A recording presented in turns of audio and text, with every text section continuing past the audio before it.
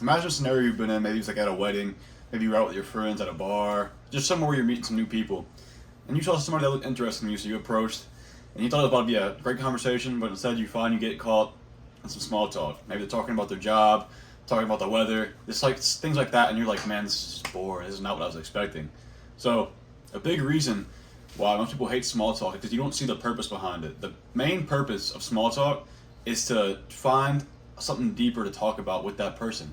When you're engaging in small talk with somebody, you can see who this person is by the way they interact and see what kind of conversation topics you can delve into based on what they're talking about, and see what kind of topics they'll tolerate if you try to further the conversation to something more deep.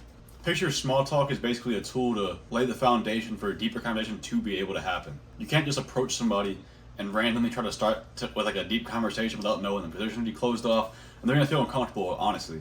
Like imagine you were in that situation where somebody comes up to you and they just ask you something personal, like, yeah, so how was your childhood? Like somebody's randomly, you don't even know them, they just come and say that to you. You can't really get, so you gotta remember, you can't really expect that to happen. It's just weird, right? If you're expecting people to open up to you deeply just instantly, it just comes off as lazy. Or not come off as lazy, it is lazy. The fact that you don't want to have that small talk and get to know about this person, it's just lazy on your part, and we're all guilty of that, right? We don't want to be in the small talk. It's obviously boring.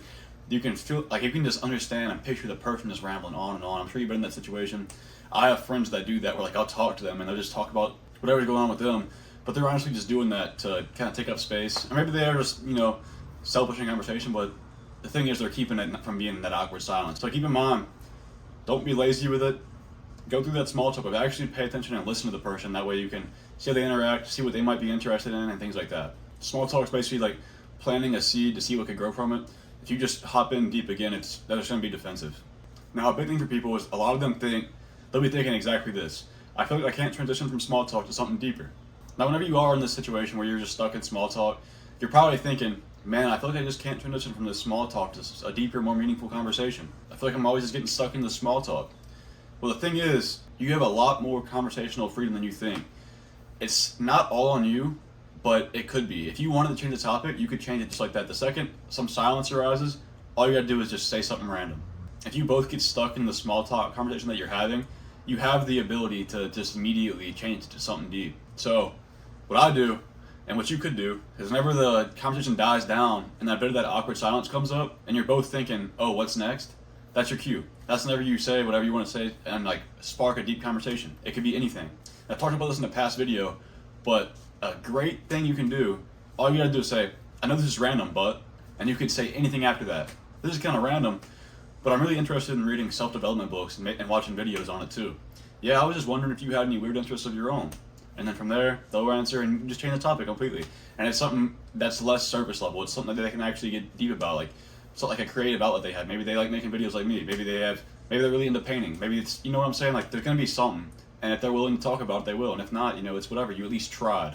This is gonna sound really random, but you seem like you take care of yourself and you look really well put together. Did you have a good home life when you were growing up? See, and that's a lot more deep. That's something that's like personal. So, and it's a good way to lead to it. And it's going to be a deep conversation after that. It's going to be them, and then they might ask you about yourself. So it's a lot more personal, and it's not surface level anymore. I'm just putting it out there that this is really random approach, saying something like that, it's going to change the game for you if you keep that in mind and you try it. Because you can do it with anybody. I do it all the time, and it's one of the best things that I do personally whenever it comes to socializing. And it's a game changer of a tip, honestly. So the next thing I want to talk about is how people hate taking initiative.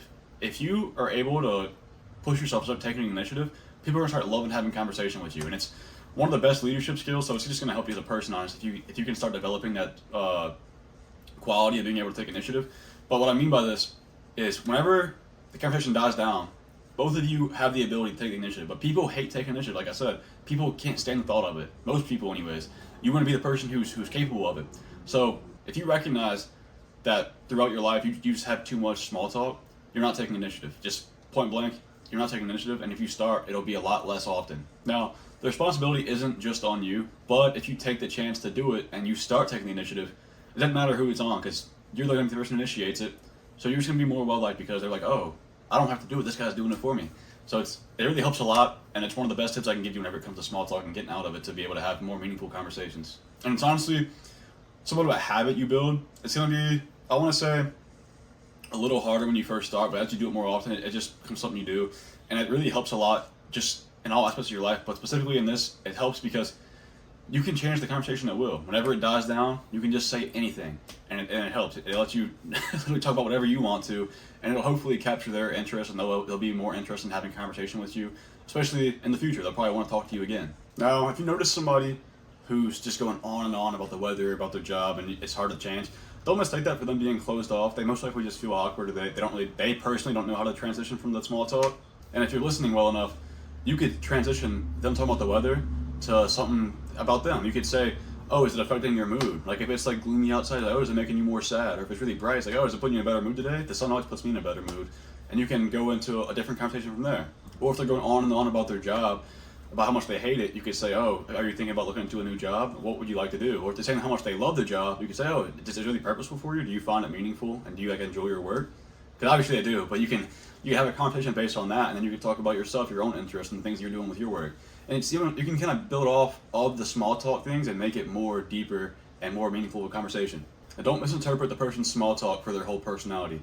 Because doing that, I know it sounds weird, but that happens a lot. Like you'll be in that small talk conversation and you think, oh, this is all this person is. So don't let that fool you, and don't let it hold you back from trying to change the conversation and make it into something that's more fun and not boring. Because doing that, not only will you be enjoying yourself more, they'll be enjoying their self more, and you'll actually be building up a better connection. You might even talk to them again in the future. So, hope this helps. If it did, I appreciate if you subscribe. Besides that, if you got any goals, make them happen.